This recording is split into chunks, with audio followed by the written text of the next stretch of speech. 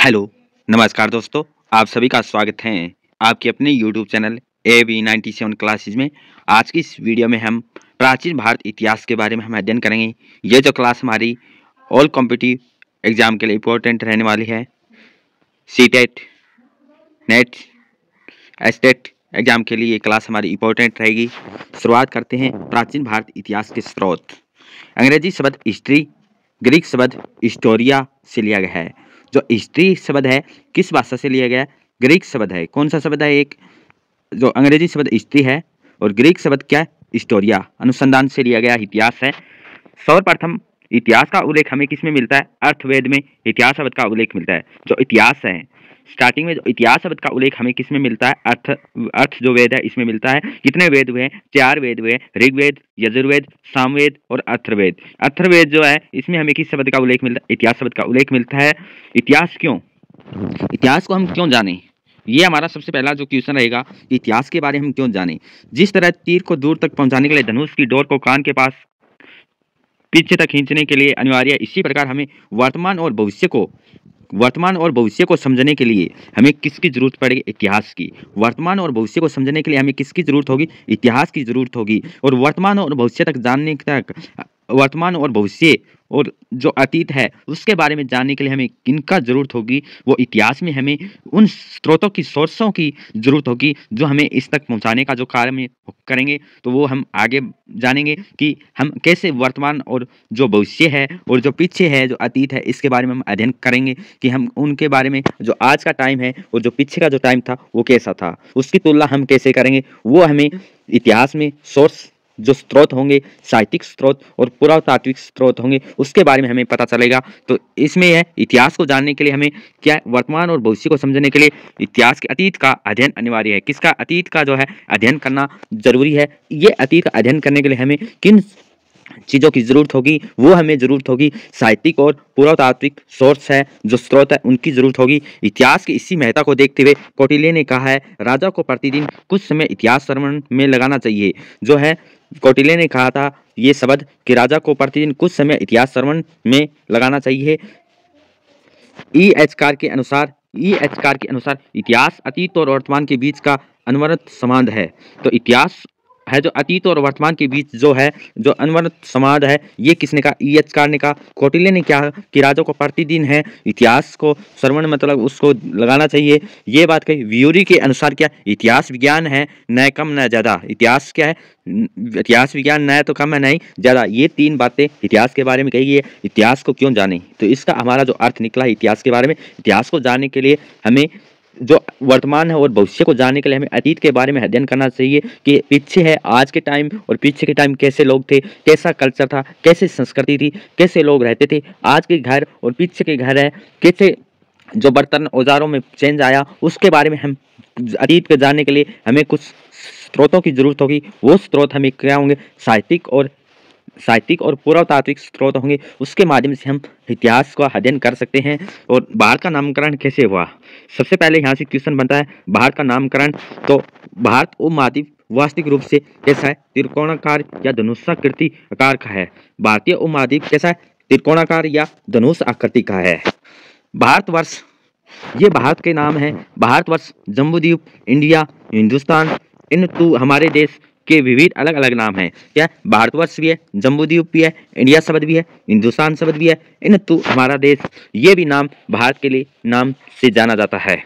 ये अलग अलग नाम है। इतिहास विदेशी सर्वप्रथम जो विदेशी आए हैं सबसे पहले कहाँ आए थे? सिंधु जो नदी है, सिंधु नदी के आसपास किनारे पर जो विदेशी आए थे उसके संपर्क में आए, इसलिए उन्हें पूरे देश को ही सिंधु या इंडस नाम से पुकारा। जो विदेशी आए हैं विदेशी लोग जो कौन सी नदी के संपर्क में आए थे? सबसे पहले जो पश्चिम में जो है कौन सी नदी थी? सिंधु नदी थी। कौन सी नदी थी? सिंधु नदी। इस सिंधु नदी के आसपास जो इलाका था इसको विदेशियों ने क्या कहा? इंडस नाम से पुकारा। सिंधु है, सिंधु को क्या नाम कहते थे? इंडस। ये कैसा है? विदेशी शब्द था। और संस्कृत में इंडस को क्या कहते थे? सिंधु। तो ये शब्द है हमारा। सिंधु को इंडस किन्होंने कहा? विदेशियों ने कहा था। और इसका वर्णन हमें कक्षा NCERT 6 क्लास है, इसमें प्रॉपर रूप से बताया गया है। जो यूनानी आए थे, यूनानियों ने इसको क्या कहा था? जो सिंधु नदी के आसपास को सिंधोस या इंडोस कहा था। परंतु इंडिया है जो शब्द इंडस से निकला है। इंडस को क्या कहा जाता है? सिंधु कहा जाता था। इंडस है सिंधु कहा जाता था। और जो यूनानी और जो ग्रीक आए थे इन्होंने क्या कहा? इस सिंधु के इलाके को सिंधोस या इंदोस कहा था। भारतवर्ष, ये भी बात हमें एनसीईआरटी कक्षा 6 क्लास में मिलती है कि भारतवर्ष भरतों का देश है। जो भारतवर्ष है ये जो सिंधु जो पश्चिमी इलाका है, पश्चिमी जो जितने भी इसमें समुदाय थे उसके लिए भारतवर्ष है वो नाम रखा गया था। जो पश्चिमी जो क्षेत्र है उसके पूरे जो समुदाय को क्या किस नाम से जाना जाता था? भारतवर्ष के नाम से जाना जाता था। भारत नामक एक प्राचीन राजवंश के नाम पर इस देश को भारतवर्ष कहा गया था। जो भारत है, हिंदुस्तान है, इसको भारतवर्ष कौन सा? जो सिंध ये जो पश्चिमी क्षेत्र था, इस पूरे पश्चिमी क्षेत्र को क्या कहा जाता था? भारतवर्ष कहा जाता था। और ये भारतवर्ष किसके नाम पर? एक भारत नामक एक प्राचीन राजवंश के नाम पर क्या है? भारतवर्ष था। सिंधु या इंडस किसने पूरे देश को, जो विदेशी आए हैं इन्होंने इंडस नाम से पुकारा था। भारतवर्ष के नाम पर हमारे देश का नाम भारत पड़ा। सरस्वती और यमुना नदी के बीच के प्रदेश में था। जो भारतवर्ष है ये किस नदी के किनारे पर था? सरस्वती और यमुना नदी के किनारे। सरस्वती और यमुना नदी के किनारे पर जो है किस नाम से जाना जाता? भारतवर्ष के नाम से जाना जाता। किसके नाम पर? एक प्राचीन राजवंश के नाम पर था। जैन धर्म के अनुसार प्रथम तीर्थकर ऋषभदेव के पुत्र जैन तीर्थकर है। जैन धर्म के अनुसार 24 तीर्थकर हुए हैं जैन धर्म में। जो पहले तीर्थकर कौन है? ऋषभदेव के पुत्र सम्राट भरत के नाम पर देश का नाम भारत पड़ा। तो हमने देखा भारतवर्ष है, भरत नामक एक राजवंश था उसके नाम पर भारत राजवंश पड़ा है। तो भारतवर्ष जो है नाम, ये कौन सी नदी है? सरस्वती और यमुना नदी किनारे। परंतु एक जैन धर्म आता है, जैन धर्म के अनुसार क्या उल्लेख किया गया कि पहले जो तीर्थकर हुए ऋषभदेव उनके पुत्र का नाम क्या था? भारत। इसके नाम पर ही भारतवर्ष पड़ा है। ये भी यहाँ से क्वेश्चन बन सकता है। तो नामकरण से हमने देखा कि सिंधु या इंडस, सिंधु जो इंडिया शब्द है इंडस से निकला है। इंडस को क्या कहते हैं? सिंधु कहा जाता है। फिर भारतवर्ष जो सरस्वती और यमुना नदी के किनारे था, ये बात हमने देखी। परंतु जैन धर्म कहते हैं कि ऋषभदेव के पुत्र भारत के नाम पर भारतवर्ष पड़ा है। फिर हमारा क्वेश्चन है, यूनानियों ने इस देश को क्या कहा? जो इंडिया शब्द है, जो भारत है, यूनानियों ने इस इंडिया शब्द के लिए क्या प्रयोग किया है? इंडिया। यूनानियों ने इस देश को इंडिया कहकर पुकारा था। क्या यूनानियों ने कहा? इंडिया। इंडिया सर्वप्रथम इंडिया नाम का प्रयोग कब हुआ? 6वीं शताब्दी में हुआ था। इंडिया शब्द का प्रयोग है सबसे पहले किस शताब्दी में? 6वीं 5वीं शताब्दी ईसा पूर्व में हुआ था। इतिहास के पिता कौन है? हेरोडोटस ने किया था। इंडिया शब्द है 6वीं से 5वीं शताब्दी में किन्होंने? हेरोडोटस जो इतिहास के पिता है इन्होंने इस नाम को पुकारा था। इंडिया शब्द के लिए जो नाम है जो इंडस है, इंडस को क्या कहते हैं? इंडस से ही सिंधु शब्द निकला है यूनानियों ने, और इसे सिंधोस और इंदोस का। भारतवर्ष है, भारत प्राचीन राजवंश के नाम पर भारतवर्ष पड़ा। जैन धर्म बताता है कि इसमें ऋषभदेव है, उसके नामकरण के कारण, उसके पुत्र के कारण इसका नाम पड़ा था। इंडिया शब्द का प्रयोग हमें कब मिलता है? 5वीं से 6वीं शताब्दी मिलता है। और कौन? हेरोडोटस ने किया था। इंडिया शब्द का प्रयोग हेरोडोटस ने किया, परंतु इंडिया शब्द का प्रयोग मैक्सथनीज ने भी किया था। किसने किया? जो मैक्सथनीज है इसने भी इंडिया शब्द का प्रयोग किया था। तो किसने किया है? हेरोडोटस ने भी किया है और मैक्सथनीज ने भी इंडिया शब्द का प्रयोग किया है। हेरोडोटस द्वारा वर्णित इंडिया में केवल सिंधु और उसके डेल्टा क्षेत्र का ही बोध है। क्या है? क्वेश्चन आ जाएगा कि इंडिया शब्द का प्रयोग हेरोडोटस और मैक्सथनीज ने किया था। क्या स्टेटमेंट हमारी सही है? स्टेटमेंट है वो बिल्कुल हमारी सही है। फिर स्टेटमेंट बनेगी कि हेरोडोटस के अनुसार तो इंडिया है केवल क्या पूरे क्षेत्र तक था? नहीं, केवल सिंधु और उसके डेल्टा क्षेत्र तक ही हमें बोध करवाता है। जो इंडिया शब्द है हेरोडोटस ने जो प्रयोग किया केवल सिंधु का जो क्षेत्र है और जो डेल्टा का जो क्षेत्र है वहीं तक ही उसको वर्णन किया गया है। परंतु मैक्सथनीज द्वारा इंडिया संपूर्ण भारतीय उपमहाद्वीप का बोध करवाता है। तो क्वेश्चन जो स्टेटमेंट बनेगी यहाँ से बनेगी इंडिया शब्द का प्रयोग हमें मैक्सथनीज में भी वर्णन किया है और इतिहास के पिता हेरोडोटस ने भी किया है। क्या स्टेटमेंट हमारी सही है? बिल्कुल सही है। दूसरी स्टेटमेंट बनेगी कि इंडिया शब्द का प्रयोग है मैक्सथनीज ने केवल सिंधु क्षेत्र तक किया था। नहीं, मैक्सथनीज ने जो किया संपूर्ण भारतीय उपमहाद्वीप का बोध करवाया था। ऐसी स्टेटमेंट बन सकती है कि किस पूरे उपमहाद्वीप के लिए प्रयोग किया था। तीसरी जो स्टेटमेंट बनेगी हमारी कि इंडिया शब्द का प्रयोग हेरोडोटस के अनुसार सिंधु केवल सिंधु क्षेत्र और डेल्टा क्षेत्र तक था। तो ऐसी की स्टेटमेंट हमारी बनने की संभावना है। तो यहाँ से क्वेश्चन के लिए तो क्लियर हुआ है। आशा है कि ये पॉइंट आपको जरूर समझ में आया है। इंडिया शब्द के लिए फिर जो पुराणों में क्या बात कही गई है, अशोक के अभिलेखों में क्या कहा गया है, यहाँ से भी क्वेश्चन बनेगा। तो इस देश को नाम है जम्बूद्वीप। पुराणों और अशोक के अभिलेखों में भारत का नाम है जम्बूद्वीप मिलता है। तो क्वेश्चन बनेगा कि 5 लाइन जो नेट है JRF है उसके लिए यूजीसी जो 5 स्टेटमेंट प्रयोग करती है कैसे स्टेटमेंट बनेगी। सिंधु शब्द है, इसके लिए प्रयोग किया शब्द का प्रयोग होता था इंडस का, पहला स्टेटमेंट। दूसरी स्टेटमेंट है कि भारतवर्ष का नाम प्राचीन राजवंश के नाम पर पड़ा था, दूसरी स्टेटमेंट। तीसरी स्टेटमेंट बनेगी कि इसमें जैन धर्म ऋषभदेव के पुत्र के नाम पर है। फोर्थ स्टेटमेंट बनेगी कि इंडिया शब्द का प्रयोग मैथनीज के अनुसार और जो हेरोडोटस के अनुसार भी किया गया है। पांचवी स्टेटमेंट है, ये केवल जो हेरोडोटस है इसने केवल सिंधु क्षेत्र तक ही प्रयोग किया है, परंतु मैथनीज ने पूरे क्षेत्र के लिए उपमहाद्वीप के लिए प्रयोग किया। तो ऐसी पांचों स्टेटमेंट यहाँ से हमारी क्लियर होगी और आशा करता हूँ कि आपको ये सारी जो पॉइंट है बिल्कुल समझ में आए हैं। नेक्स्ट जो हमारा पॉइंट यहाँ से है कि जम्बू द्वीप है ये कहाँ मिलता है, तो पुराणों और अशोक के अभिलेखों में मिलता है। जम्बू नामक वृक्ष मिलने के कारण इस देश को नाम जम्बू द्वीप पड़ा था। जम्बू नामक वृक्ष मिलने के कारण इस देश का नाम जम्बू द्वीप पड़ा। जम्बू द्वीप हमें पुराणों और अशोक के अभिलेख में मिलता है। पुराणों में पृथ्वी के 7 महाद्वीप बताए गए हैं। पुराणों में पृथ्वी के कितने महाद्वीप बताए? 7 महाद्वीप बताए गए, जिनमें से एक क्या था? जम्बू द्वीप महाद्वीप भी था। तो क्या स्टेटमेंट द्वारा रिवीजन करते हैं। सिंधु इंडस को क्या कहा जाता था? इंडस है, इसको सिंधु कहा जाता था, ठीक है। जो यूनानिया है उन्होंने सिंधोस और इंडोस कहा था। फिर हमारी स्टेटमेंट यहाँ से बनेगी कि जो हेरोडोटस है इनके अकॉर्डिंग सिंधु क्षेत्र तक ही इसका वर्णन मिलता है। मैथनीज पूरे उपमहाद्वीप के लिए प्रयोग किया गया है। जम्बू द्वीप है, ये हमें जम्बू वृक्ष के मिलने के कारण इसका नाम जम्बू द्वीप है। जम्बू द्वीप पुराणों में भी 7 महाद्वीप थे, जिनमें से एक जम्बू द्वीप था और पुराणों और अशोक के अभिलेख में जम्बू द्वीप का नाम हमें मिलता है। तो ये हमारे पॉइंट थे इस नामकरण से। फिर हमारा है क्वेश्चन नेक्स्ट, चीनियों ने भारत को क्या कहा? चीनियों ने भारत को यून तू कहा था। क्या? यिन तू कहा था चीनियों ने। सर्वप्रथम झांकियान या चांक्यन ने सेंदु शब्द का प्रयोग किया था। सेन है दू, मतलब सिंधु तो सिंधोस तो पहले ही प्रयोग हो रहा था और इन्होंने क्या कहा? सेंदु शब्द का प्रयोग किया था। वास्तव में सिंधु नदी का नाम चिन्नी रूप था। सिंधु नदी का चिन्नी रूप नाम क्या? सेंदु था। ह्वेनसांग ने भारत को क्या कहा? यिन तू कहकर पुकारा था। क्वेश्चन यहाँ से स्टेटमेंट बनेगी। चीनियों ने क्या कहा? यिन तू। सर्वप्रथम जो झांकियान है इन्होंने क्या कहा? झांकियान ने कहा सेंदु, किसके लिए? सिंधु शब्द के लिए भी है। ह्वेनसांग ने क्या? यिन तू कहा था। खारवाल के हाथी गुफा अभिलेख में सर्वप्रथम प्राकृतिक में इसे भारतवर्ष या भारतवर्ष का विवरण है वो मिलता है। भारतवर्ष या भारतवर्ष का वर्णन मिलता है। तो नाम से हमारे क्या क्वेश्चन बने हैं जो हमें एक बार रिवीजन करते हैं। तो इसमें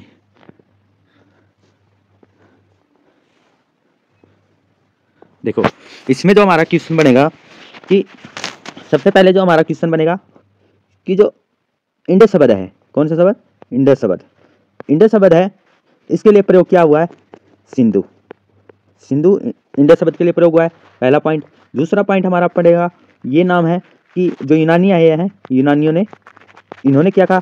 सिंधोस और हिंदोस कहा है। सिंधोस और हिंदोस कहा था। फिर हमारा तीसरा जो पॉइंट यहाँ से बनेगा वो पॉइंट बनने वाला है कि भारतवर्ष है, ये नाम भारत के नाम पर भारतवर्ष पड़ा है। कौन से इलाका? जो पश्चिमी क्षेत्र है, सिंधु का जो पश्चिमी जो क्षेत्र है उसके लिए है भारतवर्ष। और इसके बारे में जैन धर्म के पहले जो तीर्थकर हुए हैं, कौन? पहले तीर्थकर हुए हैं कौन?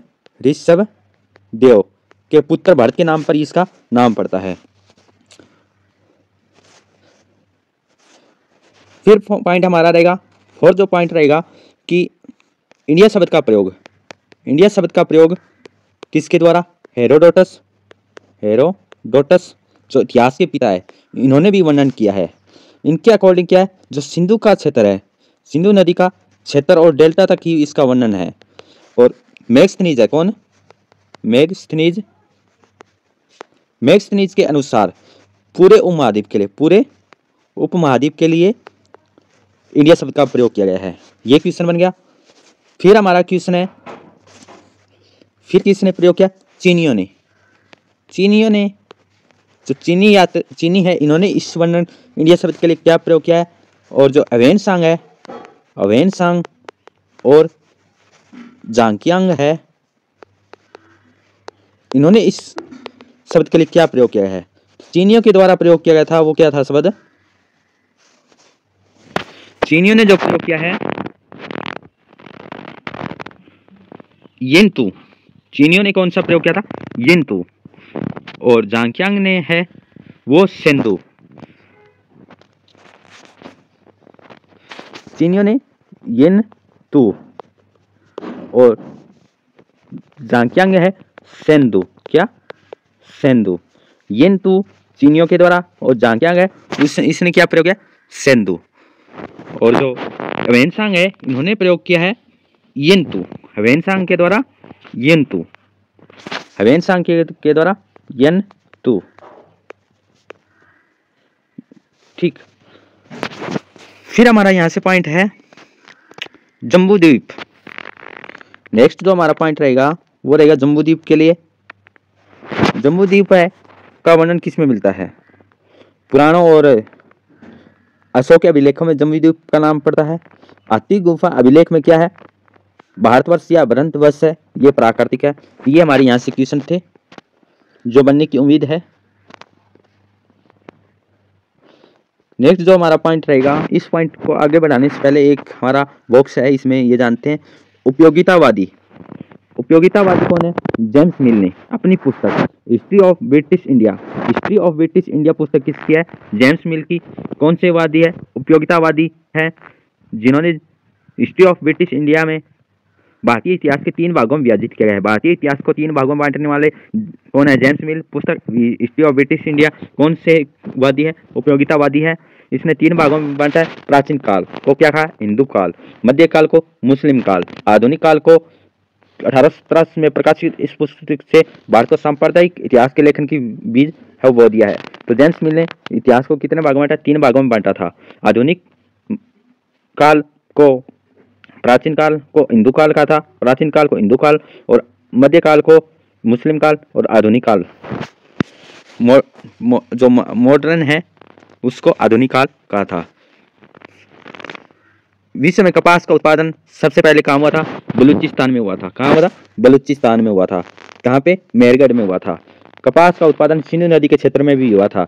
मेसोपोटामिया के लोगों ने कपास के लिए सिंधु शब्द का प्रयोग किया था। यूनानियों ने इसे क्या? सिंडन या सिंदोस या इंदोस का था, और सिंधु का ही यूनानी रूपांतर है। हिंदुइज्म शब्द का सबसे पहले प्रयोग राजा राजाराम मोहन राय ने किया था। हिंदुइज्म शब्द का प्रयोग सबसे पहले किसने किया? राजाराम मोहन राय ने 1816-17 में किया। हिंदू शब्द सिंधु नदी के नाम पर ही प्रचलित है। हिंदू शब्द किस लिए, किसके नाम पर? सिंधु नदी के नाम पर है। सिंडस जो सिंडन या सिंडोस या इंदोस इन्होंने यूनानियों ने ही सिंधु के लिए प्रयोग किया था। यह बॉक्स हमारा नेक्स्ट पॉइंट है, एक प्रदेश के रूप में सबसे पहले भारत का वर्णन पाणिनि की अष्टाध्यायी में भी है। तो किस किस में मिला है? देश का नाम अशोक के अभिलेख में भी है, पुराणों में अशोक के अभिलेख का नाम है, चीनी यात्री ह्वेनसांग ने भी किया है, यूनानियों ने भी इसका नाम का वर्णन किया है। पाणिनि की अष्टाध्यायी इसमें भी हमें इस प्रदेश के लिए नाम पड़ता है। मनुस्मृति और भागवत पुराण में भी भारत का नाम है। मनुस्मृति और भागवत में भी है भारत का नाम है, वो है क्या? देव निर्मित प्रदेश कहा गया है। जो मनुस्मृति और भागवत में जो इस देश के लिए प्रयोग है वो किस नाम से हुआ है? देव निर्मित। देव से निर्मित इस देश का नाम मनुस्मृति और भागवत पुराण में भी है। पुराणों में क्या है? जम्बूद्वीप है। भागवत पुराण और मनुस्मृति में इस देश को क्या कहा है? देव निर्मित भी कहा गया है। एक है नीति वाक्यमित्रम जो पुस्तक है सोमदेव सूरी की, इसमें भी हमें इस देश के लिए इस देश का नाम है भारतवासी के अर्थ में भारतीय शब्द का प्रयोग किया गया था। क्या है? भारतीय शब्द का प्रयोग है भारत के लिए किस पुस्तक में है? वह है नीति वाक्यमित्रम। नीति वाक्यमित्रम सोमदेव सूरी की पुस्तक है। भारतवासियों के अर्थ में भारतीय शब्द का उल्लेख हमें मिलता है। तो ये हमने भारत का जो नाम है ये हमने जाना। तो रिवीजन करते हैं। भारत का प्रयोग जो यूनानियों ने किस लिए? सिंडन, सिंडोस, इंदोस, सिंधु नदी के इलाके के लिए प्रयोग किया था। फिर है इंडिया शब्द का प्रयोग इंडिया शब्द का प्रयोग यूनानियों ने तो किया ही था। इंडस से निकला है, सिंधु कहते हैं। हेरोडोटस और मैक्सनीज के बारे में हमने पढ़ा। मैक्सनीज है पूर्वी उपमहाद्वीप के लिए, और हेरोडोटस है सिंधु क्षेत्र तक। जम्बूद्वीप पुराण और अशोकों में मिलता है। भारतवर्ष है पश्चिमी क्षेत्र सिंधु नदी, इसके लिए एक सभ्यता के लिए प्रयोग किया था। और जैन धर्म के अनुसार इसको जो पहले तीर्थंकरी शब्द है उसके पुत्र के नाम पर भी है। जम्बूद्वीप के हमने बारे में चर्चा की। फिर हमने इसके बारे में जो चर्चा की पुराण और अशोक के अभिलेखों में भी है। फिर ह्वेनसांग ने इसको क्या कहा, चीनी यात्रियों ने क्या कहा, और सेंधु किसने प्रयोग किया, ये हमने देखा इसके बारे में। फिर हमारा है कि जो पाणिनि की अष्टाध्यायी में इसका नाम मिला है, भारत का वर्णन है भागवत पुराण और मनुस्मृति में देव निर्मित शब्द प्रयोग किया गया है। सोमदेव सूरी की जो नीति वाक्यामित्रम है, इसमें भारतीय शब्द का उल्लेख मिलता है। हिंदुस्तान के बारे में हम शुरू करते हैं। 262 ईस्वी में तीसरी शताब्दी में ईरान के ससानी शासक शाहपूर प्रथम के नक्श-ए-अभिलेख में इस देश का नाम हिंदुस्तान मिलता है। तो सबसे पहले जो हमारा क्वेश्चन आएगा नंबर 1, वो आएगा हिंदुस्तान शब्द के बारे में हमें कहाँ उल्लेख मिलता है। हिंदुस्तान शब्द के बारे में हमें नक्श-ए-रुस्तम अभिलेख में मिलता है। कौन से शासक है? ईरान के शासक ससानी शासक शाहपूर प्रथम में। कब की बात है? 262 ईस्वी की बात है और इस शब्द का नाम हिंदुस्तान मिलता है। स्टेटमेंट बनेगी, कौन सी स्टेटमेंट है, ये गलत है या सत्य है? तो ऐसे क्वेश्चन बना। हिंदुस्तान शब्द है तीसरी शताब्दी में शाहपुर प्रथम में है, ईरान के शासक है, नक्श-ए-रुस्तम अभिलेख में हिंदुस्तान मिलता है। और ये लेख कितनी भाषाओं में था? नक्श-ए-रुस्तम अभिलेख हमें किसका वर्णन देता है? नक्श-ए-रुस्तम अभिलेख हमें हिंदुस्तान शब्द के बारे में हमें वर्णन मिलता है। ये लेख कितनी भाषाओं में था? 3 भाषाओं में था या 4 भाषाओं में? तो हमारा आंसर आएगा 3 भाषाओं में था। कौन सी भाषा थी? ईरानी, पल्लवी, ग्रीक और यूनानी में। ईरानी पहलवी और ग्रीक या यूनानी में स्थित थी। तो ये हमारी 3 भाषाओं में नक्श-ए-रुस्तम अभिलेख था। इस समय भी हिंदुस्तान शब्द सिंधु और उसके डेल्टा के लिए ही प्रयोग होता था। तो सिंधु शब्द है, ये सिंधु शब्द हमें किसके लिए प्रयोग होता था? ये भी सिंधु शब्द डेल्टा और उसके सिंधु क्षेत्र तक ही प्रयोग होता था। जैसे मैगस्थनीज की इंडिका थी, उसमें पूरे भारत के लिए प्रयोग होता था।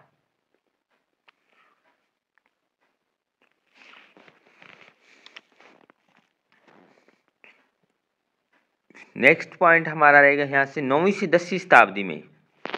9वीं से 10वीं शताब्दी की बात है। ये शताब्दी कब की है? ये हम बात करें तो ये तीसरी शताब्दी की बात थी। जो हिंदुस्तान शब्द है नक्श-ए-रुस्तम अभिलेख 3 भाषाओं में था, इसमें मिलता है। 9वीं से 10वीं शताब्दी की बात करें तो ये अज्ञात लेखक के द्वारा रचित फारसी ग्रंथ, कौन सा ग्रंथ है? फारसी ग्रंथ था। ये कौन सा ग्रंथ था? ईरानी शासकों के द्वारा 3 भाषाओं में था। ईरानी था, पल्लवी था, ग्रीक था। परंतु जो 9वीं 10वीं की बात करें उसमें जो हमें उदुद आलम, ये कौन सा ग्रंथ है? ये उदुद अल आलम हिंदुस्तान शब्द से पूरे उपमहाद्वीप को वर्णित किया गया है। तो कौन से लेख है? एक तो हमें नक्श-ए-रुस्तम अभिलेख मिलता है, दूसरा हमें ग्रंथ मिलता है, वो मिलता है उदुद अल आलम। ये है 9वीं 10वीं शताब्दी का है और इसके लेखक के बारे में हमें पता नहीं चलता। इस शब्द जो हिंदुस्तान है पूरे उपमहाद्वीप के लिए प्रयोग होता था। अमीर खुसरो भारत को हिंदू था ईसामी ने हिंदुस्तान कहकर संबोधित किया है। तो हिंदुस्तान शब्द के बारे में हम अध्ययन कर रहे हैं। तो यहाँ से जो हमारे क्वेश्चन बनेंगे, क्या क्वेश्चन बनेंगे? क्वेश्चन बनेंगे हिंदुस्तान शब्द के बारे में कौन से कथन सही है, कौन से गलत है। तो कौन सा अभिलेख है? नक्श-ए-रुस्तम अभिलेख है, 262 ईस्वी का है, ईरानी के शासक शाहपुर प्रथम के टाइम का है, 3 भाषाएं हैं। कौन सी भाषा है? ईरानी है, पल्लवी है, ग्रीक और यूनानी है। फिर है हिंदुस्तान शब्द डेल्टा के लिए प्रयोग, सिंधु डेल्टा तक ही प्रयोग हुआ था इसमें नक्श-ए-रुस्तम अभिलेख में। फिर है 9वीं 10वीं का एक ग्रंथ है, ग्रंथ का नाम है, कौन सी भाषा में था? फारसी ग्रंथ था और उदुद अल आलम था। इसने पूरे उपमहाद्वीप को वर्णित किया था। तो दोनों स्टेटमेंट बन जाएगी कि इनमें से कौन सा कथन सत्य है। तो इसमें डाल देंगे तीसरी शताब्दी का है, ईरानी के टाइम है, नक्श-ए-रुस्तम अभिलेख में 3 भाषाओं में था। और ये यहाँ डाल देगा कि ये कौन सा था, ग्रीक था या फारसी था। तो इसमें फारसी डाल दिया जाएगा तो कथन असत्य हो जाएगा। परंतु ये क्या था? यूनानी, ग्रीक और पल्लवी से संबंधित था भाषाओं से। 9वीं 10वीं का जो है ये हमें और ये कौन से है, सिंधु डेल्टा क्षेत्र तक। फिर है अज्ञात लेखक है, और कौन सा ग्रंथ है, रुड अल आलम है, इसमें पूरे उपमहाद्वीप के लिए वर्णित हुआ है। अमीर खुसरो ने हिंदुस्तान शब्द के लिए क्या प्रयोग किया है, हिंदू शब्द, और इसामी ने हिंदुस्तान कहकर संबोधित किया है। तो क्वेश्चन यहाँ भी बन जाएगा कि अमीर खुसरो ने हिंदुस्तान कहा है, नहीं, अमीर खुसरो ने क्या कहा है इस शब्द के लिए, हिंद शब्द, और इसामी ने इस शब्द के लिए हिंदुस्तान कहकर पुकारा है। हिंदुस्तान शब्द हमें नक्शे रुस्तम अभिलेख रुड एल आलम में, और अमीर खुसरो हिंदू, इसामी ने हिंदुस्तान कहकर पुकारा है। अमीर खुसरो ने भारत को पृथ्वी का स्वर्ग भी बताया। तो स्टेटमेंट ये किसने कहा है, अमीर भारत को पृथ्वी का स्वर्ग किसने कहा, अमीर खुसरो ने। अमीर खुसरो ने हिंदुस्तान के लिए क्या शब्द प्रयोग किया, हिंद शब्द प्रयोग किया है। हिंद शब्द किसने प्रयोग किया, अमीर खुसरो ने। अमीर खुसरो ने भारत को पृथ्वी का स्वर्ग भी बताया। हिंदुस्तान शब्द का हमें नक्शे रुस्तम अभिलेख एक रुड अल आलम है, इसमें भी हमें वर्णन मिलता है। खुसरो के अनुसार हिंद ने दुनिया को गिनती, पक्षांतर और शतरंज का ज्ञान दिया था। खुसरो के अनुसार हिंद ने दुनिया को क्या दिया, गिनती, पक्षांतर और शतरंज का ज्ञान दिया है। इसामी ने क्या हिंदुस्तान शब्द का प्रयोग किया है, तो इन्होंने क्या वर्णन किया है हिंदुस्तान के बारे में, मुल्क हिंदुस्तान की खुशहाली को भी क्या कहना था। फिर दोस्त सौरभ भी इस वाक्य से रसक ईर्ष्या कर रहे हैं। इसका इलाका धरती के माथों को गहना है, जैसे सुंदर दुल्हन के मुखड़े को तिल हो। ये शब्द किसके है, इसामी के है, जिन्होंने हिंदुस्तान शब्द का प्रयोग किया था। फिर नेक्स्ट पॉइंट है, जब आर्य भारत आए थे, इस क्षेत्र को क्या नाम कहा, स्वत सैंधव पड़ा था। स्वत सैंधव आर्य के कारण, और इसमें कौन स्वत सैंधव क्यों कहा गया, इसमें कितनी नदियों का वर्णन है, 7 नदियों के कारण इस क्षेत्र को क्या कहा, स्वत सैंधव कहा गया था। मतलब कि 7 सैंधव, 7 नदियों की। कौन सी नदियाँ, सरस्वती, स्तुद्री, विपाशा, पुरुषनी, अस्किनी, विस्तता, सिंधु, इन 7 नदियों के द्वारा ये प्रदेश संचित था, इसलिए इसको स्वत सैंधव कहा गया था। कौन सी नदियाँ, सरस्वती है, स्तुंद्री है मतलब कि सतलुज है, विपाशा है, पुष्पनी है, अस्किनी है, विस्तता और सिंधु नदी है। पंजाब, सिंध, अफगानिस्तान इस क्षेत्र से सम्मिलित है। कौन से, पंजाब था, सिंधु था और अफगानिस्तान था। आर्यों का पहला स्थान बना था ये सिंधु क्षेत्र का इलाका, यहीं पर ऋग्वेद की रचना हुई थी।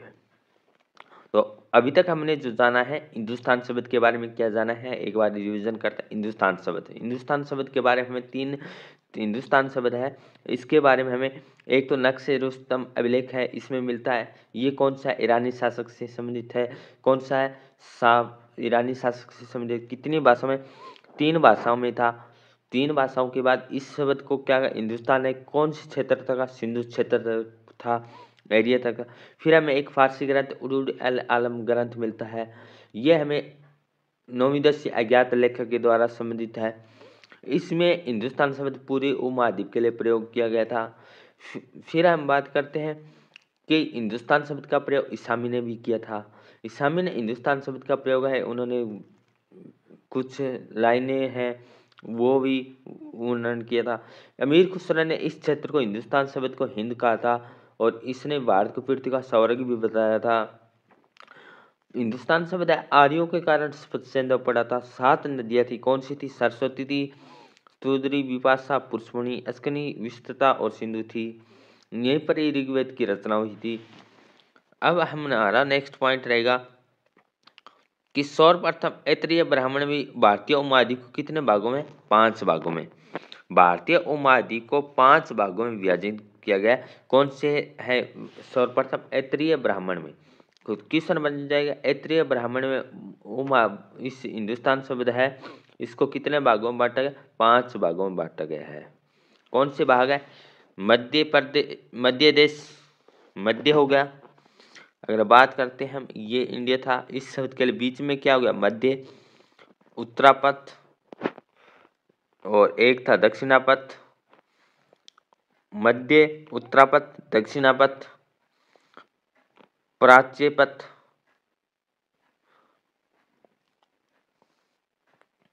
और प्राच्य और प्राच्य पश्चिमी प्रांत। तो 5 थे, मध्य था, उत्तरापंथ था, दक्षिण पथ था, प्राच्य पथ था और प्राच्य। जो प्राच्य पथ है ये प्राच्य वाला, इसको किस नाम से जाना जाता है? पूर्व से। और प्राच्य को पश्चिम से। दक्षिणी तो दक्षिणी पथ हो गया, उत्तर पथ उत्तर में हो गया, उत्तर पश्चिम। मध्य में क्या है? जो यमुना से ब्रह्मपुत्र तक मैदानी का क्षेत्र था। तो अब जानते हैं नंबर 1 मध्य। यमुना से ब्रह्मपुत्र तक के मैदानी क्षेत्र को मध्य देश कहा जाता था। यमुना नदी है, और जो यमुना नदी यहाँ से लेके और जो असम है, जो बांग्लादेश पश्चिम बंगाल का जो क्षेत्र तक था, इस क्षेत्र को किस नाम से जाना जाता है? इसको जाना जाता है यमुना से ब्रह्मपुत्र तक के मैदान को। अगर बात करते हैं मैप की, तो मैप हमारा है जैसे, तो यहाँ जो कौन सी नदी है? ब्रह्मपुत्र नदी है, और यहाँ से यमुना नदी। इस क्षेत्र को किस नाम से? मध्य देश से नाम से जाना जाता था। फिर बात करते हैं उत्तरापंथ की। कौन सा उत्तरापंथ? ये है उत्तरापंथ, उत्तर पश्चिम भारत को उत्तरापंथ कहलाता था। प्राच्य या प्रांत पश्चिमी भारत, जैसे पश्चिमी भारत था, इसको प्राच्य प्रांत या पश्चिमी भारतीय भाग कहा जाता था। प्राच्य को पूर्वी भारत को कहा जाता था। दक्षिणापथ, दक्षिणापथ के बारे में हमें किस में वर्णन मिलता है? पेरिप्लस ऑफ द इरीथियन सी के लेखक है, इन्होंने भी दक्षिणापथ के बारे में वर्णन किया गया है। नामोदास, नर्मदा के दक्षिण में स्थित भूभाग को दक्षिणाबदोस कहा गया है। तो कौन सा है? पेरिप्लस ऑफ द इरीथियन सी के लेखक ने, पेरिप्लस ऑफ इरीथियन है जो सी के लेखक है, इन्होंने क्या है? नामोदास नर्मदा नदी को दक्षिण में स्थित भूभाग को क्या कहा गया था? दक्षिणा बादेश भी कहा था इस दक्षिणा पथ को। द्रविड़ देश, द्राविड़ देश कृष्णा और तुंगभद्रा के दक्षिण में स्थित प्रदेश को तहलीम या द्रविड़ देश भी कहा जाता था। द्रविड़ देश है, ये कौन सी नदी है? कृष्णा और तुंगभद्रा के दक्षिण में होने के कारण इस प्रदेश को तहलीम या द्रविड़ देश भी कहा जाता था। पेरिप्लस में इस क्षेत्र को दमिरिका या दमिलकम कहा गया था। पेरिप्लस ऑफ द है, इसमें दक्षिणापथ है, इसको दक्षिणाबदोस भी कहा था। पेरिप्लस में इस क्षेत्र को जो है द्राविड़ देश है, इसको दमिरिक या दमिलकम भी कहा गया था। और द्रविड़ देश कृष्णा और तुंगभद्रा नदी के दक्षिण में होने के कारण इस प्रदेश को तहलीम या द्रविड़ भी कहा था। पेरिप्लस में इसको क्या कहा है? दमारिका या दमिलकम भी कहा है। मनुस्मृति में सरस्वती और दृश्यवती के बीच के क्षेत्र को ब्रह्मावर्त, गंगा और यमुना देव के क्षेत्र में ब्रह्मऋषि देश बताया गया था। मनुस्मृति में सरस्वती और दृश्यवती के बीच में इसको क्या कहा है? ब्रह्मावर्त। यमुना और दोआब के बीच में होने का इसको ब्रह्मऋषि। विष्णु पुराण में समुद्र के उत्तर तथा हिमालय के दक्षिण में जो कल्पित है वह भारत देश, भारतवर्ष यहाँ स्थानीय भारतीय है। विष्णु पुराण में क्या कहा है? भारत या भारतवर्ष कहा गया है। भारत के उत्तराधिकारी लोग निवास करते ही विष्णु पुराण में कहा गया, देवता भी स्वर्ग को सुख भोग लेते। ये बात हमें किस में है? दक्षिणा जो विष्णु पुराण में कहा गया है। तो यहाँ से जो हमारे क्वेश्चन बने हैं इसके बारे में हम एक बार रिवीजन करते हैं। इससे क्या हमारे क्वेश्चन बन सकते हैं? सबसे पहले हमें हिंदुस्तान शब्द के बारे में जो पहला जो नोट करना है वह है कौन सा अभिलेख? नक्श-ए-रुस्तम अभिलेख है। शाहपुर प्रथम ईरानी शासक है। कौन सी शताब्दी का? 262 का है।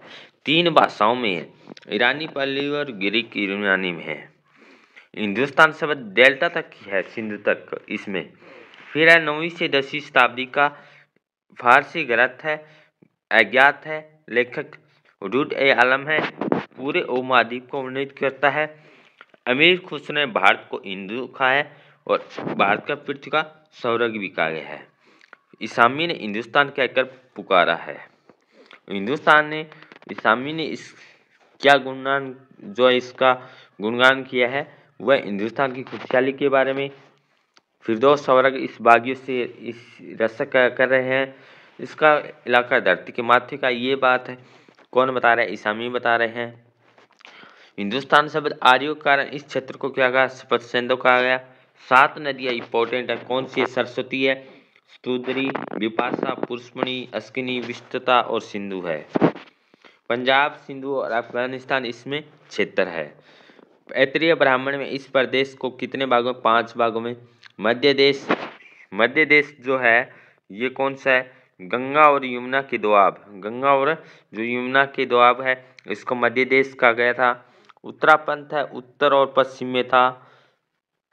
दक्षिणापथ है जो दक्षिण में था। जो दक्षिणापथ के बारे में कौन सी पुस्तक है? Periplus of Erythraean. लेखक ने नामोदास। नर्मदा के दक्षिण में इस तट को दक्षिणा बदोसवी कहा गया है। पूर्वी भारत को प्राच्य कहा गया। प्राचित या प्रांत पश्चिमी भारतीय भाग कहा गया था। द्राविड़ देश है, कृष्णा और तुंगभद्रा के दक्षिण में इस द्राविड़ देश को तहलीम या द्रविड़ देश भी कहा गया था। पेरिप्लस में इस क्षेत्र को दखिलम या दमारिका कहा गया था। मनुस्मृति में सरस्वती नदी के कारण इसको ब्रह्मावर्त, गंगा और यमुना दोआब के होने के कारण ब्रह्म ऋषि कहा गया था। विष्णु पुराण में उत्तर में और हिमालय के दक्षिण में कल्पित भारत देश भारतवर्ष या भारतीय है संतान ये भी कहा गया था। और इस क्षेत्र में जो पल्लवी है इसमें हिंदी भी कहा गया था। नेक्स्ट है हिमालय और विंध्याचल के इस बीच के क्षेत्र को मध्य देश कहा गया था। हिमालय और विंध्याचल के इस क्षेत्र को मध्य देश। आर्यों को पूर्वी भारत की ओर प्रसार हुआ, इस देश को आर्यवर्त कहा गया। सपत सिंधु कहा गया था। मनुस्मृति में पूर्वी समुद्र से लेकर पश्चिमी समुद्र और विंध्याचल में हिमालय पर्वतों के बीच भाग अर्थात पूरे उत्तरी भारत को आर्यवर्त कहा गया था। तो मनुस्मृति पूर्वी समुद्र से लेके पश्चिमी समुद्र और विंध्याचल और हिमालय पर्वत के बीच के भाग को क्या कहा गया? आर्यवर्त कहा गया था। राजशेखर ने क्या प्रयोग किया गया? राजशेखर ने नर्मदा नदी को उत्तर और दक्षिण के बीच की सीमा रेखा माना है। उत्तर और दक्षिण के बीच की सीमा रेखा को नर्मदा नदी माना है। उत्तर से लेके और दक्षिण के बीच में कौन सी नदी है? नर्मदा नदी मध्य प्रदेश में। राजशेखर ने इसके बीच की सीमा रेखा बताया गया है।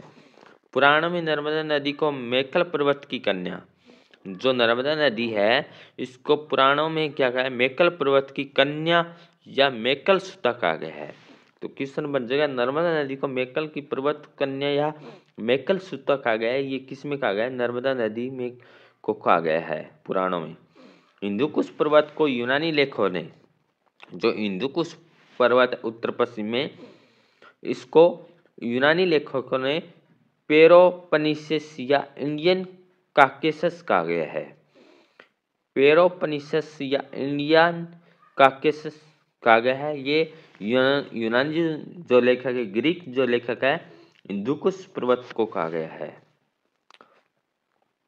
हिमालय का उत्तर पश्चिमी भाग सुलेमान और हिंदुकुश पर्वतों के नाम से विख्यात है। हिमालय का जो उत्तर पश्चिमी भाग है, हिमालय का उत्तर जो पश्चिमी भाग है सुलेमान और हिंदुकुश पर्वत के नाम से भी विख्यात है। चीनियों ने हिमालय पर्वत को सुंगलिन कहा गया है। सिंधु द्वारा शासित भारतीय क्षेत्र को तिएन-ए-चू कहा गया है। कालिदास ने हिमालय को देवतात्मक कहा गया है। कालिदास के अनुसार पर्वतों के राजा हिमालय है। अध्यात्मवाद धारण किए हुए 2 समुद्र के बीच ऐसे खड़ा है जैसे पृथ्वी को नापने वाला डंडा हो, ये कालिदास ने कहा गया है। वृत्तर भारतीय ग्रेटर इंडिया मत्स्य पुराण में वृत्तर भारत की अवधारणा मिलती है। ग्रेटर इंडिया की अवधारणा हमें मत्स्य पुराण में मिलती है। भारतवर्ष के साथ साथ दक्षिण पूर्वी एशिया के 8 अन्य द्वीपों को भी सम्मिलित किया गया है। इसमें ताम्रपणी द्वीप है जिसे श्रीलंका कहा जाता था। Number 2 Cambodia, number 3 Sumatra, number 4 जावा, नंबर 5 चंपा या नाम आदि सम्मिलित थे। समुद्र पार के भारतीय प्रदेश को द्वीपांतर भी कहा जाता था। ये शब्द क्या हिंदुस्तान के लिए प्रयोग होते थे। तो पीछे में हमने रिवीजन किया है।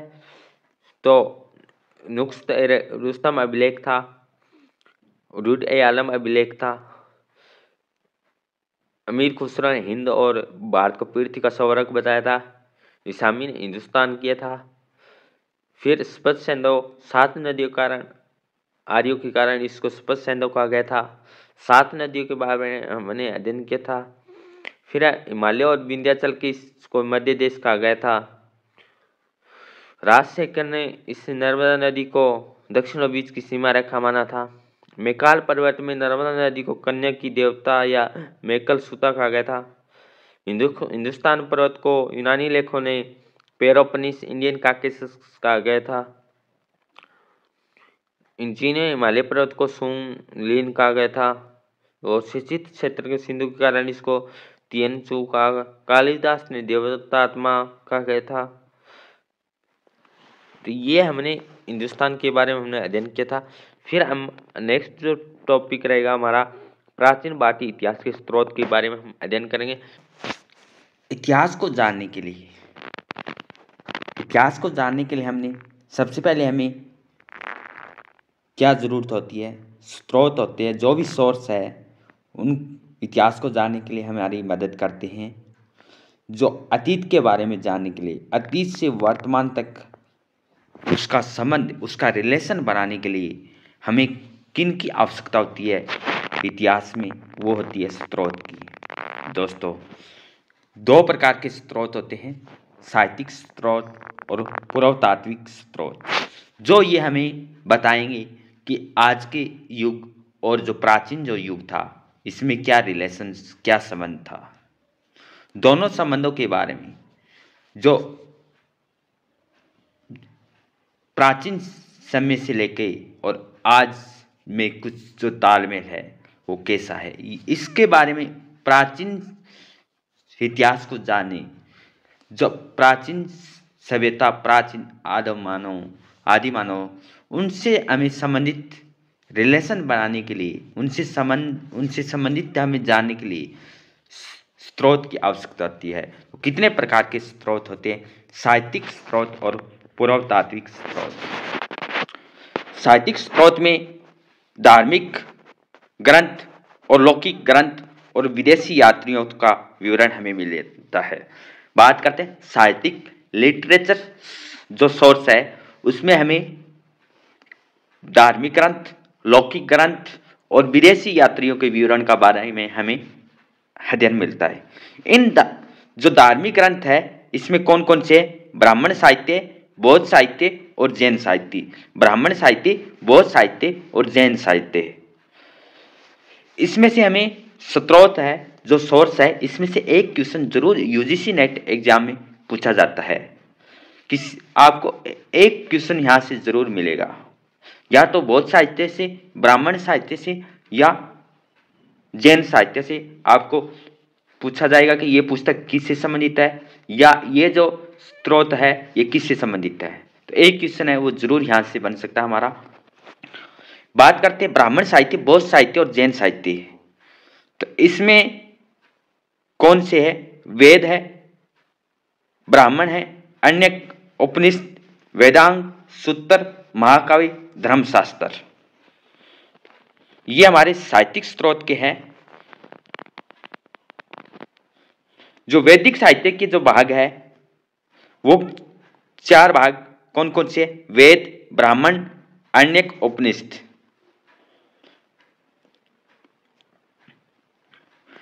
धर्मशास्त्र में धर्मसूत्र, स्मृतियां और टीकाएं हैं। तो ये सभी का जो पार्ट है हमारा साहित्यिक स्रोत में आते हैं। सबसे पहले हमें इतना ही ध्यान रखना है कि साहित्यिक स्रोत में क्या क्या है? धार्मिक ग्रंथ, लौकिक ग्रंथ और विदेशी यात्रियों का विवरण है। क्वेश्चन ये नहीं बनेगा कि धार्मिक, लौकिक, विदेशी। यहां से पूछा जाएगा कि विदेशी यात्रियों का विवरण हमें कौन सी पुस्तक में मिलता है, ब्राह्मण साहित्य कौन से है, धार्मिक जो जैन साहित्य है वो कौन सी पुस्तक इनमें से संबंधित है। 4-5 पुस्तक हमें मिलेगी, इनमें से बताना होगा कौन सा बौद्ध से, कौन सी जैन से। तो ये क्वेश्चन बन सकता है। तो ये ध्यान रखना है, साहित्यिक स्रोत है, धार्मिक का, लौकिक, विदेशी यात्रियों का विवरण है। अगर बात करते हैं पुरातात्विक जो स्रोत है या सोर्स है, इसमें अभिलेख है। तो क्वेश्चन बन जाएगा यहाँ से हमारा कि पुरातात्विक स्रोत है, सोर्स है। क्वेश्चन इस बार जो दिसंबर एग्जाम था इसमें आया हुआ था कि हमें इनमें बताना है कि इनमें से कौन सा सोर्स है जो पुरातात्विक सोर्स है वो नहीं है। इससे ऐसा क्वेश्चन आया हुआ था, अभिलेख, सिक्के, मृदभांड, मुहरे, मूर्तिकला, चित्रकला और स्थापत्य या स्मारक, ये सभी किस में आते हैं? पुरातात्विक सोर्स में आते हैं। साहित्य में आएंगे, जो हमें बुक है, ग्रंथ है, ये सभी के सभी साहित्यिक स्रोत में आएंगे। ये स्रोत हमें इतिहास को जानने में, इतिहास को समझने में हमें मदद करते हैं। वैदिक साहित्य के 4 भाग हैं। अब बात करते हैं सबसे पहले वेद। क्या है? वेद। वेद के जो संकलन करता है कौन है? कृष्ण देवयापन वेदव्यास जी है। वेद के जो संकलन करता है कौन है? कृष्ण देवयापन वेदव्यास जी है। वेदों को अपरोष्य, देव निर्मित और श्रुति जो सुना हुआ श्रेणी में रखा जाता है। वेदों को किस में रखा जाता है? अपरोष्य, देव निर्मित और श्रुति जो सुना हुआ श्रेणी में रखा जाता है। वेद शब्द किस धातु से निकला है? विद धातु से निकला है, जिसका अर्थ है जानना। तो हमें सिर्फ यही ध्यान रखना है, वेद का अर्थ क्या है? जानना। श्रुति मतलब क्या होता है? सुना हुआ। ये जो टर्म है ये एग्जाम में जरूर पूछी जाती है। श्रुति का मतलब क्या होता है, स्मृति का मतलब क्या होता है, और वेद का अर्थ क्या होता है। मैचिंग में आ सकता है ऐसा क्वेश्चन हमारा कि श्रुति है जो सुना हुआ है और विद धातु से निकला है, वेद अर्थ है इसका जानना। सामान्य रूप से इसका अर्थ होता है ज्ञान। वेद का सामान्य रूप से अर्थ क्या होता है? ज्ञान। वेद का अर्थ क्या होता है? जानना। किस धातु से निकला है? विद धातु से। और श्रुति मतलब जो सुना हुआ। वेद के कितने भाग हैं? 4। इंपॉर्टेंट है चारों। ऋग्वेद, सामवेद, यजुर्वेद और अथर्ववेद। ऋग्वेद, सामवेद, यजुर्वेद, अथर्ववेद। सबसे प्राचीन कौन सा वेद है? ऋग्वेद। सबसे नया वेद है वो कौन सा है? अथर्ववेद। इन चारों वेदों की संहिता भी, इन चारों वेदों को क्या कहते हैं? संहिता भी कहा जाता है। वेद संस्कृत भाषा पद से लिखे गए हैं। किस भाषा में? संस्कृत। किस में? पद में। यह भी नोट करना है। वेद है किसके द्वारा रचित है? कृष्ण देवयापन वेदव्यास जी के द्वारा रचित है। पहला इंपॉर्टेंट। इसको क्या कहा जाता है? देव निर्मित, श्रुति, सुना हुआ श्रेणी में रखा जाता है। धातु से निकला है, विद धातु से। अर्थ है जानना, सामान्य अर्थ ज्ञान होता है। 4 वेद है, ऋग्वेद, सामवेद, यजुर्वेद, अथर्ववेद। इसको क्या कहा जाता है? संहिता भी कहा जाता है। इनको चारों को संस्कृत में लिखे गए हैं और किस कैसे कौन सी शैली है? पद शैली है। अपवाद स्वरूप एक अपवाद है, ये क्या है? यजुर्वेद गद्य और पद दोनों में है, परंतु जो ये वेद है ऋग्वेद, यजुर्वेद, सामवेद, अथर्ववेद, ये चारों किस शैली में है? पद शैली है। परंतु एक ऐसा कौन सा वेद है जो पद और गद्य दोनों में है? तो क्वेश्चन आ जाएगा अथर्ववेद। वेद है संस्कृत भाषा में लिखे गए हैं और चारों वेदों केवल पद शैली में है। तो ये स्टेटमेंट हमारी गलत हो सकती है, क्योंकि केवल एक ही ऐसा है जो गद्य और पद में है, वो है यजुर्वेद। बाकी तीनों हमारे क्या है? चारों पद शैली में। यजुर्वेद किसमें? गद्य और पद दोनों में। ऋग्वेद हमारा प्राचीनतम साहित्य है। तो आधुनिक नवीनतम साहित्य कौन सा है? ये है अथर्ववेद। ब्राह्मण। तो इन सभी वेदों की क्या है? संहिता है। क्या है? उपवेद है। ब्राह्मण संहिता, अन्यक संहिता, रमणीयन संहिता और उपनिषद संहिता। इन चारों के अलग अलग पार्ट में इनको भाग है। कौन सा? ब्राह्मण, ब्रह्मा, यज्ञ और यण व्याख्या। ब्राह्मण मतलब, ब्रह्मा मतलब यज्ञ करना और यण मतलब व्याख्या करना। तो ब्राह्मण क्या करेगा? यज्ञ करेगा और क्या करेगा? व्याख्या करेगा उनकी। तो ये काम क्या था? ब्राह्मण। जो यज्ञ की व्याख्या करे वही क्या था? ब्राह्मण था। यज्ञ करेगा पहले, फिर उसकी व्याख्या करेगा, उसको बारे में बताएगा, तो वो कौन था? ब्राह्मण। ब्राह्मणों को वेदों का परिशिष्ट माना जाता था। क्या? परिशिष्ट माना जाता था ब्राह्मणों को वेदों का। वेदों की व्याख्या किसमें होती थी? गद्य में की गई है। वेद है उनकी जो व्याख्या है किसमें की गई थी? गद्य में भी की गई है। लिखे किस में गए थे? पद, और एक ऐसा है जो पद और गद में है, वो है यजुर्वेद, और व्याख्या किस में की गई है? गद में। ब्राह्मण ग्रंथ में राजा परीक्षित के बाद एवं बिंबिसार से पहले की घटनाओं की जानकारी हमें मिलती है। तो यहाँ सबसे हमें इम्पोर्टेंट क्या पॉइंट है कि हमने सबसे पहले देखा सोर्स कौन से है, पुरातात्विक और साहित्यिक थे। फिर वेद के बारे में हमने जाना, वेद 4, यजुर्वेद, ऋग्वेद, अथर्ववेद, सामवेद। फिर इसके बाद में हमने देखा ब्राह्मण का कार्य क्या है? यज्ञ करना और व्याख्या करना। व्याख्या किस में थी? गद में थी। फिर अरण्यक या अरण्यक मतलब होता है जंगल, और यज्ञ मतलब होता है ज्ञान। एक सपूरत रचना है। क्या है? अपने आप एक ऐसी रचना है जो विभिन्न आध्यात्मिक और दार्शनिक समस्याओं का विवेचन किया गया है। जिसमें आध्यात्मिक और दार्शनिक समस्याओं का विवेचन किया गया है, वो क्या? अरण्यक है। अरण्य को रहस्य भी कहा जाता है। क्वेश्चन यहाँ आया हुआ है पीछे, PY की क्वेश्चन करेंगे तो पता चलेगा हमें कि अरण्य क्या है? आध्यात्मिक और दार्शनिक है, विवेचन है, और इसका अर्थ है रहस्य को जानना, या रहस्य इसका कहा जाता है। अरण्य का प्रमुख विषय क्या है? प्राण विद्या है। क्या है? प्राण विद्या है। इसमें यज्ञों की आध्यात्मिक व्याख्या मिलती है। तो यहां से हमें ध्यान रखना है, अरण्यक है जंगल, और इसका मतलब यज्ञ का मतलब ज्ञान है, और आध्यात्मिक और दार्शनिक समस्याओं का विवेचन किया गया है इसमें। और अरण्य को क्या कहा जाता है? रहस्य भी कहा जाता है। प्राण विद्या इसका प्रमुख विषय है। तो ये क्वेश्चन हमारा बन सकता है स्टेटमेंट से कि अरण्यक है, ये ज्ञान क्या है? आध्यात्मिक और दार्शनिक समस्या का विवेचन है, और ये रहस्यों भी कहा जाता है इसको, और इसका विषय क्या है? प्राण विद्या है। नेक्स्ट पॉइंट हमारा रहेगा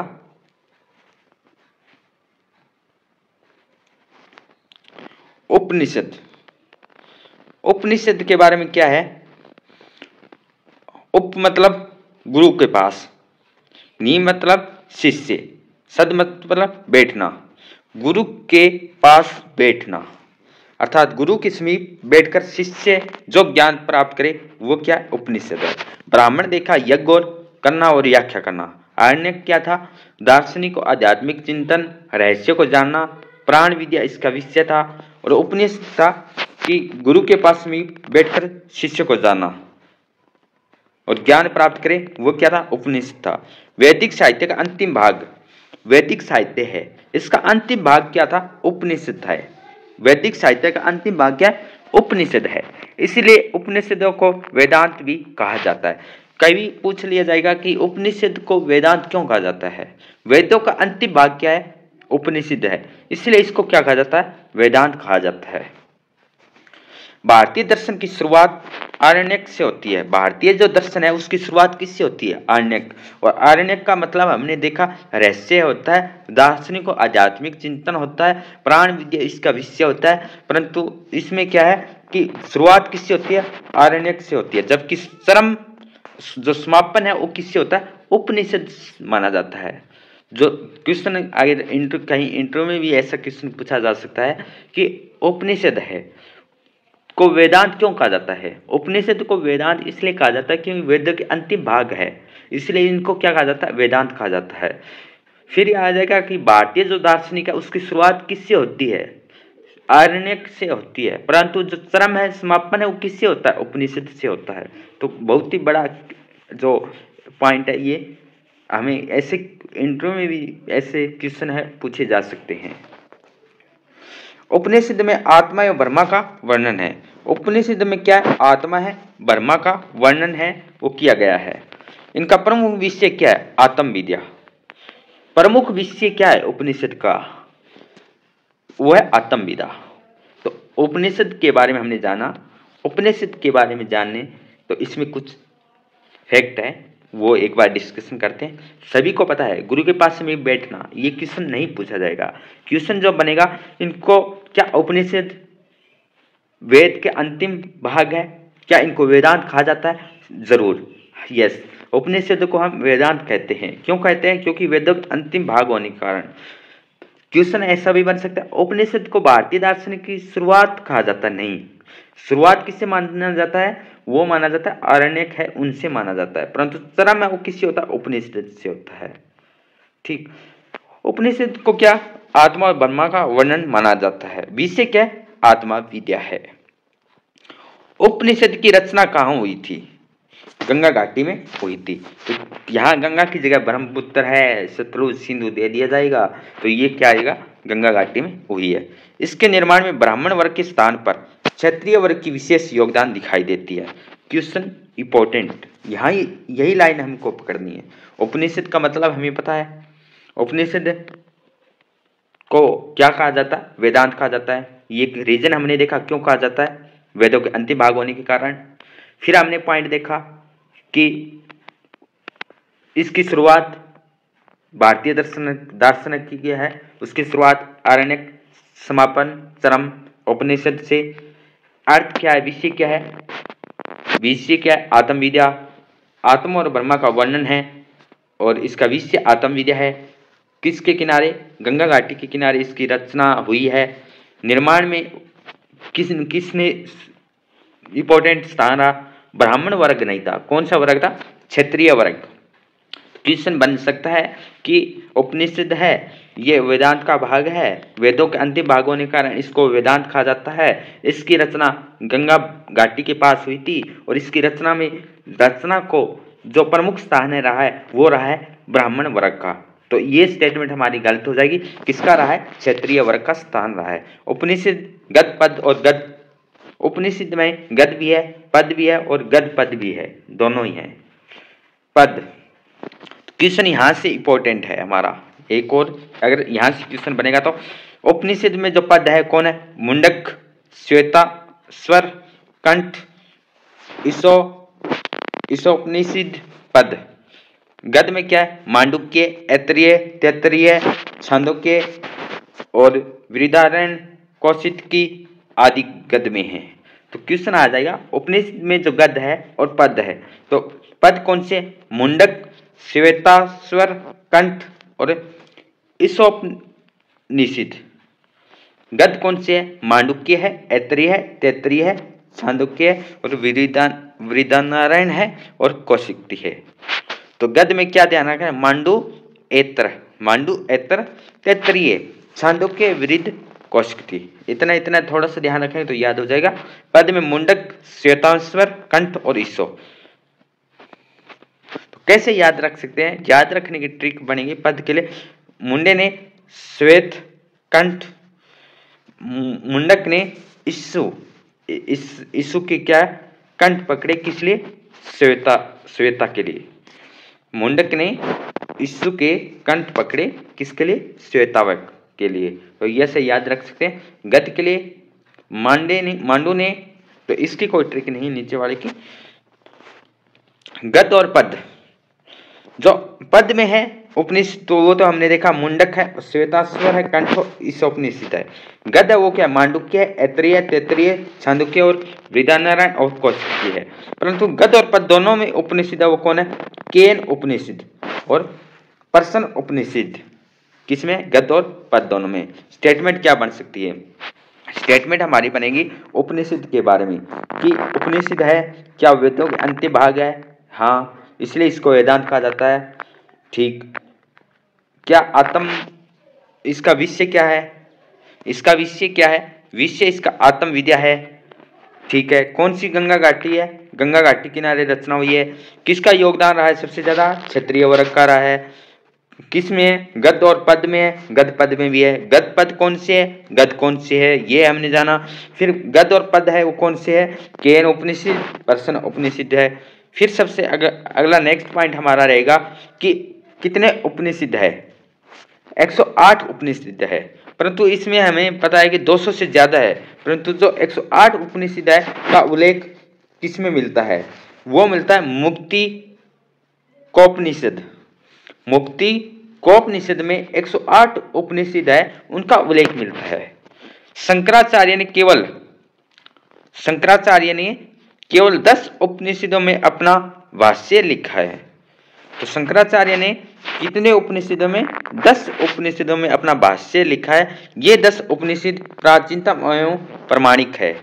ये कैसे है, कौन सी दशा, इस, केन, कंठ, पर्सन, मुंडक, मांडुक्य, तैत्तिरीय, ऐत्रेय, छांदोग्य और बृहदारण्यक, ये 10 उपनिषद किसके द्वारा लिखे गए, शंकराचार्य के द्वारा। 108 उपनिषद है, उसका उल्लेख किसमें मिलता है, मुक्तिकोपनिषद में। सबसे विशाल उपनिषद कौन सा है, बृहदारण्यक है, और वही मांडुक्य उपनिषद सबसे छोटा है। सबसे बड़ा कौन सा है, बृहदारण्यक है, और सबसे छोटा कौन सा, मांडुक्य है उपनिषद है। मुगल काल में दारा सिकों ने 12 उपनिषदों में फारसी अनुवाद करवाया था। तो 52 उपनिषदों का फारसी में अनुवाद किसने करवाया था, दारा सिकों ने करवाया था। और दारा सिकों ने सिर-ए-अकबर या सिर-ए-असरार नाम से उपनिषदों का भी अनुवाद किया है। दारा सिकों की उपाधि क्या है, संस्कृत एक कलंदर थी। शोपेनहावर के अनुसार संसार में उपनिषदों की भांति ऊंचा उठने वाला हर कोई साहित्य नहीं है। ये साहित्य मेरे जीवन का सहारा है और यही मेरी मृत्यु की सांत्वना बनेगा। ये बात शोपेनहावर है, इन्होंने कही है। दारा सिकों ने 52 उपनिषदों का अनुवाद फारसी में करवाया और उनकी जो किया है, सिर-ए-अकबर या सिर-ए-असरार का अनुवाद किया है और संस्कृत एक कलंदर की उपाधि धारण की थी। नारा संस्कृत साहित्य, इसमें राजा और ऋषियों के स्तुतिपरक गीत है। नारासी साहित्य से विदित होता है कि वैदिक युग इतिहास लेखन की परंपरा विद्यमान थी। वेदांग, अब बात करेंगे हम वेदांग के बारे में। कितने वेदांग है, 6 वेदांग है। वेदांग क्यों जरूरी है, वेदांग है वेदों को समझने के लिए 6 वेदांगों की रचना हुई है। ये वैदिक साहित्य के भाग नहीं माने गए। प्रमुख वेदांग निम्नलिखित है। वैदिक साहित्य के भाग नहीं है, परंतु इनको वेदों को समझने के लिए 6 वेदांगों की रचना की गई है। पहला है मुख। मुख से क्या निकले, व्याकरण। मुख से व्याकरण या शिक्षा शास्त्र। कान, कान को क्या कहते, कान है, कान का मतलब निरुक्त या शब्दों की व्युत्पत्ति या शास्त्र। शब्दों की व्युत्पत्ति हुई है, उत्पन्न हुआ है शास्त्र, निरुक्त। नेत्र, ज्योतिष। नासिका, शिक्षा। हाथ, कलप, कर्मकांडीय विधि। पैर, छंद, चतुष्पदी वृत्त। वैदिक शिक्षा संबंधी प्राचीनतम साहित्य कौन सी है, प्रतिशाख्य है। पाणिनि की अष्टाध्यायी व्याकरण की सर्वश्रेष्ठ रचना है। वेदांतर संस्कृत साहित्य की सबसे प्रारंभिक रचना कौन सी है, वो है अष्टाध्यायी पाणिनि की। निघंटु नामक ग्रंथ वेद के कठिन शब्दों का संकलन हुआ है। इसी की व्याख्या करने के लिए यास्क के निरुक्त की रचना की। ऋग्वेद से संबंधित प्राचीन भाष्य यास्क की निरुक्त ही है। तो निगुण नामक ग्रंथ है, इससे क्या है, वेद की कठिन शब्दों का संकलन हुआ है और इसी की व्याख्या करने के लिए यास्क ने निरुक्त की रचना की है। क्वेश्चन आएगा, निरुक्त की रचना किसने की है, यास्क ने की है। क्यों की है, कि वेदों के कठिन शब्दों का संकलन हुआ है इसमें निगुण नामक ग्रंथ में। तो ऋग्वेद से संबंधित प्राचीन भाष्य यास्क की निरुक्त है। पिंगल मुनि का छंद शास्त्र। पिंगल जो मुनि है उसका छंद कौन सा है, छंद शास्त्र। छंद पर लिखा गया प्राचीनतम ग्रंथ है। तो क्वेश्चन आएगा, छंद शास्त्र किसके द्वारा लिखा गया, पिंगल मुनि के द्वारा। और निरुक्त की रचना किसने की है, यास्क ने की है। और ऋग्वेद में प्राचीनतम भाष्य यास्क निरुक्त की है। इसी ग्रंथ में शून्य के स्थान पर बिंदु प्रतीक का भी प्रयोग किया गया है। ज्योतिष का सबसे प्राचीनतम ग्रंथ लगध मुनि वेदांग ज्योतिष है। सूत्र साहित्य, वैदिक साहित्य को अक्षुण्य बनाए रखने के लिए सूत्रों की रचना की गई है। पाणिनि की अष्टध्यायी सूत्र लेखन का सबसे विख्यात उदाहरण है। पाणिनि की जो अष्टध्यायी है उसका सूत्र लेखन सबसे विख्यात उदाहरण है। सूत्र साहित्य गद्य में है। ऐसे सूत्र जिनमें विधि नियमों का प्रतिपादन भी किया गया है कल्प सूत्र कहलाते। कल्प सूत्र के 4 प्रकार है। कौन से? स्रोत सूत्र, गृह सूत्र, धर्म सूत्र और सुलभ सूत्र। जो स्रोत सूत्र है वेदों से संबंधित यज्ञ भाग है। वेदों से संबंधित यज्ञ भाग कौन सा? स्रोत सूत्र है।